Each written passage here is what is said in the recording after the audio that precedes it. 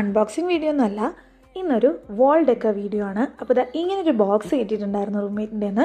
ഞാൻ വിചാരിച്ചു അതിനെ ഒന്ന് ഒരു ക്യൂട്ട് വാൾ ഡെക്കറായിട്ട് റെഡിയാക്കി എടുക്കാമെന്ന്.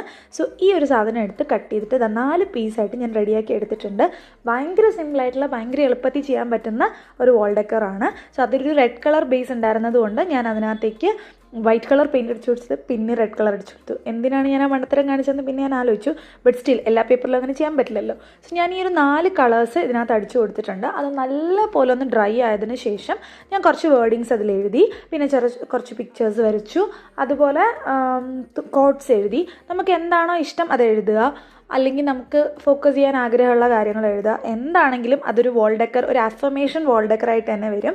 സോ ഇങ്ങനത്തെ 4 ഞാൻ റെഡിയാക്കി എടുത്തു. ഇത് പല സൈസിൽ നമുക്ക് ചെയ്യാം. ഇതാണ് അതിൻ്റെ ഫൈനൽ ലുക്ക്. ഞാനതിനെ ഒരു സിമ്പിൾ വാൾ ഡെക്കറായിട്ട് നമ്മുടെ ഒരു വാൾ മോഡിൽ പ്ലേസ് ചെയ്തിട്ടുണ്ട്. ഇഷ്ടമെങ്കിൽ കമൻറ്റ് ചെയ്യുക. അടുത്ത വീഡിയോയിൽ കാണാം. ബൈ.